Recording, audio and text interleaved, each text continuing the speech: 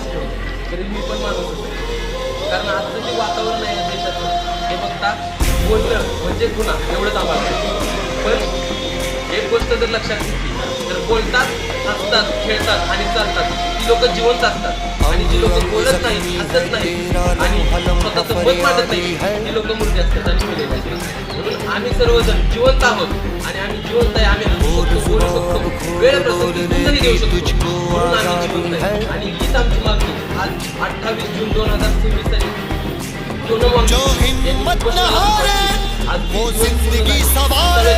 कशा प्रकारे